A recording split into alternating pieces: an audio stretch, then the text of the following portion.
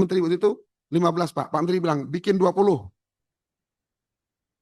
Risetnya harus kuat. Harus bisa kerjasama dengan perguruan tinggi di luar negeri. Karena untuk artikel internasional pasti minta ada penulis dari luar negeri. Boleh lah ada yang juga sebagian jurnal masih ada yang boleh. Indonesia semua ada. Tapi tidak boleh satu universitas. Mesti lebih dari satu universitas. Kalaupun ada yang sesama universitas ya nggak tahu. Tapi sebagian enggak. Kalau misalnya kalau kita nulis di UKM aja itu kan mesti harus 2 negara ya. 2 negara, minimal 3 penulis. Ini tanggung jawab kita nih teman-teman dosen. Nah maka tahun ini Bapak Ibu sekalian saya minta sama Pak Agus Thoyib, karena ini kita ini kan sudah PNS-nya, bukan praja. Kalau praja itu di Biro 1 akademiknya. Kalau kompetensi dosen itu harusnya Biro 4. Saya minta seluruh dosen tahun ini minimal 100 orang untuk sertifikasi bukan diklat. Sertifikasi riset. Tahun depan 100 lagi. Kita sertifikasi riset. Baik biayanya katanya 8 juta. 8 juta kita bayar, nggak apa-apa. 8 juta kali 100 kan cuma kurang 1 miliar. Semua harus ikut, Pak. Sebab asal mula artikel kan dari kompetensi riset. Ada memang jurnal yang mau menerima opini. Artikel opini. Tapi yang jurnal internasional tuh hampir 99% pasti mintanya artikel riset. Ini kita harus bahu-membahu, Pak. Tidak bisa nih, rektor, nggak bisa dia mempertahankan unggul. Bisa, Pak. Tapi kan unggul itu karena kita berakrobat akhirnya tiap tahun. Tiap 5 tahun akrobat, tiap 5 tahun akrobat kita. Nah ini ingin saya sampaikan teman-teman ya, mungkin kita tidak kuat akrobatnya. Lebih baik kita habiskan duit untuk benar-benar mutu kita tingkatkan. Nggak apa-apa setiap tahun kita habis meningkat kompetensi dosen 1 miliar, 2 miliar, 3 miliar duitnya ada. Nanti kita unggul benar-benar unggul. Daripada kita ada duit 1 miliar habis untuk berakrobat, lebih baik kita buat dosen. Tapi dosen harus siap juga duduk di meja kursi kuliah, apa istilahnya? Meja kursi diklat kan? Bisa seminggu nunggu di situ, harus sanggup juga. Nah kita kan sayang jadi dosen, termasuk saya nih kan, lebih senang ngajarin daripada diajarin kan. Sudah tidak suka belajar, sukanya ngajar doang. Nah ini juga menjadi penyakit juga nih. Ini teman-teman sekalian, Bapak Ibu dosen, saya ajak sharing, ini tanggung jawab kita. Belum lagi yang banyak yang lain. Yang semuanya 50% dari dosen, 50% dari dosen. Banyak sekali. Nanti tadi kalau ada itu boleh siapa yang bisa nanti, Bu Gati atau siapa yang bisa menjelaskan nanti di akhir ya. Indikator-indikator yang ada dalam, tapi kemarin udah kayaknya Bang ya. Yang dalam Renstra, sosialisasi Renstra kemarin udah kan? Ya sudah. Udah kan? Karena ada itu indikator yang harus 50% lebih, harus 50% lebih. Artikel mahasiswa juga masalah. Untuk Renstra belum kita baru Renip sendiri. Baru Renip. Ya, di Renstra kan ada indikator. Itu syarat Renstra kita Bapak Ibu dibuat dengan menggunakan target indikator unggul. Jadi Renstra dirancang itu sesuai dengan target kita. Kalau kita ingin cuma baik sekali, maka publikasinya cukup Sinta dan 20% jurnal internasional. Rasio dosennya. Kalau mau unggul, mesti jurnal internasionalnya harus 50% lebih. Nah, di Renstra kita buat 50% lebih. Kemarin saya dengar kok tinggi sekali. Lah mau unggul, itu yang ada di Lamspak. Iya. Di Lamspak bunyi seperti itu. Kalau kita nggak nyampe itu, berarti kita nggak mungkin unggul. Ada syarat apa? Syarat harus. Syarat harus walaupun yang lain kita tinggi semua, syarat harus nggak terpenuhi, tetap nggak bisa unggul. Nah, syarat harus itu salah satu adalah karya tulis dosen di jurnal internasional bereputasi minimal 50% dari dosennya. Ya Pak Sutio kemarin ikut juga ya. Ya itu. Nanti Pak Sutio bisa sharing kalau itu belum dijelaskan. Nah itu contoh Bapak Ibu sekalian tanggung jawab kita dosen untuk bagaimana kita memajukan kampus kita dari sisi mutu sesuai dengan standar nasional mutu kita. Nah untuk itu kan kita banyak hal. kurikulum misalnya.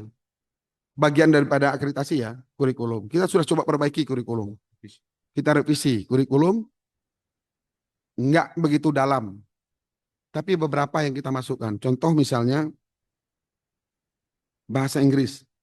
Saya selama ini jadi dekan Pak 4 tahun 8 bulan. Andi Pitono 5 tahun lebih 2 bulan ya. Atau lebih sebulan. Pelantikan sama. Bang Udaya baru 3 tahun lebih. 4 ya, 4 tahun lebih. Ini 5 tahun diganti semua kan, diganti setiap 5 tahun ya. Andi Pitono belum nih, nunggu SK ganti. Atau diperpanjang. Atau mutasi. Kayak Bapak Ibu. Nah, itu saya selama jadi dekan itu, kita belum tentu paham betul apa yang membuat kita itu harus jadi unggul. Nggak ngerti kita. Nah, oleh sebab itu, dosen-dosen harus kita bikin pertemuan seperti ini supaya bisa paham. Dekan aja belum tentu paham betul itu. Kapan kita harus syarat unggul, syarat wajib harus dipenuhi. Nah, kurikulum ternyata itu boleh ada mata kuliah tanpa ada pembelajaran. Jadi ada mata kuliah, nggak ada kuliahnya. Tanpa dosen. Saya setelah bertemu sama Pak Pratik, dia mantan rektor UGM, dia cerita. Di UGM itu untuk lulus ada mata kuliah bahasa Inggris. Itu syarat lulus minimal TOEFL-nya 500. Dia mau dimanapun, 500 itu dapat nilainya C.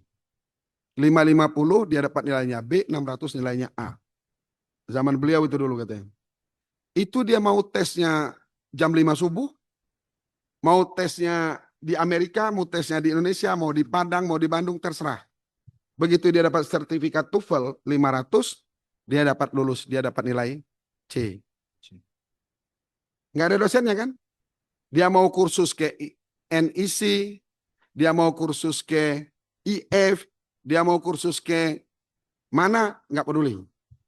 Yang penting pas ujian, TOEFL dia dapat nilai sertifikatnya itu 500 minimal. Nggak dapat, dia nggak lulus. Nggak akan bisa wisuda. Karena ada satu mata kuliah wajib yang tidak lulus atau belum lulus.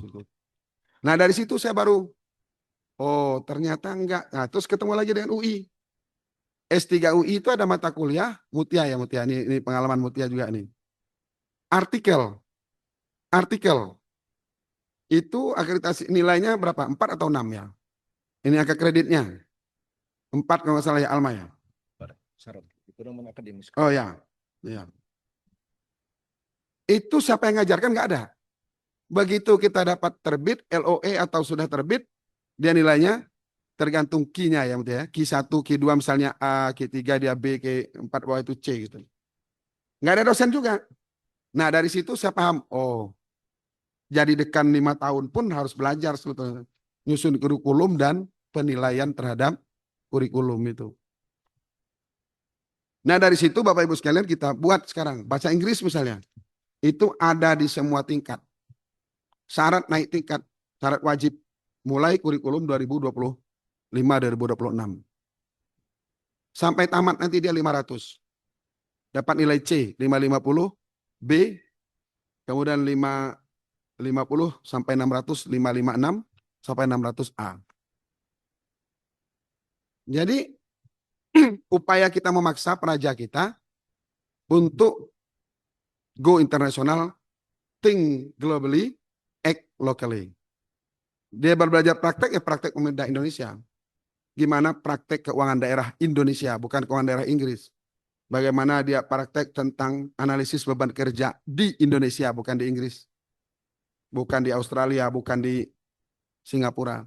Tapi teori tentang keuangan daerah, teori tentang job analysis, workload analysis, itu harus internasional. Jurnal-jurnalnya berbahasa Inggris. Maka dia harus punya kemampuan mengakses pengetahuan internasional, tapi harus punya skill lokal. Sesuai dengan kebutuhan kita lokal. Nah, itu yang kita rancang di kurikulum kita 2025. Kenapa dia bahasa Inggris harus wajib? Saya waktu mungkin Bapak Ibu baca waktu di Komisi 2, ngapa rektor IPDN kok ke Cambridge? Cambridge. Dia kan mau sekolah, mau kerjanya kan di pelosok-pelosok itu, di kampung kecamatan-kecamatan. Kenapa harus ke Cambridge gitu? Nah, ya kita nggak ada waktu menjelaskan ke salah satu. Tapi kalau ke pimpinan Komisi 2 ada paham semua mereka. Ya, jadi itu Bapak Ibu sekalian, kita mesti punya kemampuan, dan praja kita kan tidak mau ditanam di kecamatan. Dari lahir sampai mati di situ enggak. Kita bukan praja kita mulai tamat di kecamatan terus sampai pensiun di kecamatan. Dia harus nanti menjadi dirjen, menjadi menteri. Pensiun jadi anggota DPR. Nah, untuk itu mereka harus punya kemampuan mengembangkan diri. Salah satu kemampuan dasar untuk berkembang lebih luas adalah kemampuan bahasa Inggrisnya. Gak ada kita merancang praja itu mati di camat itu. Pensiun di kecamatan tuh gak ada kita rancang begitu pikiran kita. Kecamatan tuh hanya 8 tahun pertama maksimal tuh. Habis itu mereka harus sudah keluar dari kecamatan. Maju ke dunia yang lebih expand lagi. Nah, ini Bapak Ibu sekalian kita coba kurikulum. Nah, saya masuk lagi. Khusus untuk mutu ini banyak nanti kita cari. Tapi khusus masuk satu ini. Kurikulum kita perbaiki. Setelah kurikulum ada kan masuk ke proses pembelajaran. Proses pembelajaran itu kurikulum diterjemahkan ke dalam materi pembelajaran. Kita buat dulu namanya TIU TIK. Zaman saya Akta 4 TIU TIK ya Bang Daya. Tujuan instruksional khusus dan tujuan instruksional umum. Umum itu untuk satu mata kuliah, khusus itu untuk tiap kali pertemuan. Sekarang jadi ganti nama, kompetensi umum, kompetensi khusus, sama aja sebetulnya. Ilmunya gitu-gitu juga itu. Lalu itu diukur. Diukur per mata kuliah. Ini agak pedagogik. Bapak kan udah dapat semuanya. Apa namanya itu? Mata diklat sertifikasi itu namanya pekerti. Pekerti ya. Udah dapat pekerti. Bukan budi pekerti nih. Tapi pekerti. Pekerti nih. Nah, Untuk Serdos. ya untuk Serdos. Kompetensi kurikulum kan diterjemahkan ke mata kuliah. Kompetensi mata kuliah tadi diukur dari TIU TIK-nya. Kalau bahasa kunonya itu. Kelihatanlah dia mutu di masing-masing mata kuliah. Total itulah dia dianggap lulus. Tapi mengkombinasi lulusnya apa? Kapan? Kita sebut ada ujian komprehensif. Ujian komprehensif itu sebetulnya menguji seluruh mata kuliah inti.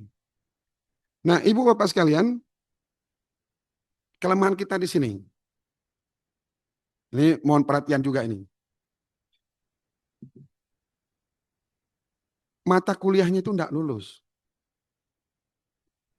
Enggak mampu dia menguasai 14 kali pertemuan. Kita uji setiap 6 pertemuan, 7 pertemuan melalui UAS, UTS, UAS. Anak itu enggak belajar. Tapi dengan modal kasihan kita luluskan. Ini saya terus mau gaungkan ini Bapak Ibu sekalian.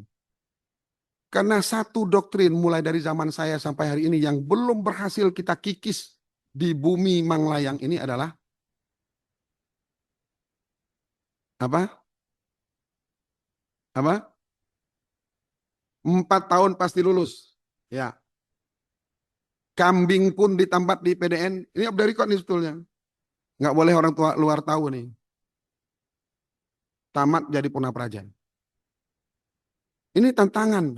Dan itu nyambung dengan ngobrol kita di dosen. Nyambung pengalaman saya jadi dosen. Nah, saya ingin ngajak kita bertukar pikiran, Pak. Kita IPDN ini diberikan oleh rakyat untuk nyekolahkan pelayan-pelayan rakyat nanti. Dititipkan ke kita uang per anak. Nih Bapak Ibu sekalian nih. Per praja itu dititipkan oleh rakyat duit ke kita 220 juta per anak per tahun. Kita di sini hadir semua ini kan buat praja kan. Kalau praja ini tutup kita dibubar nih. Jadi semua uang untuk lembaga ini sebetulnya orientasinya kan ke praja. Indeksnya harusnya per praja. Jadi total APBN yang masuk ke PDN untuk mengajar praja sebanyak sekian ribu itu dibagi per kepala per kapita itu dapatnya 220 juta.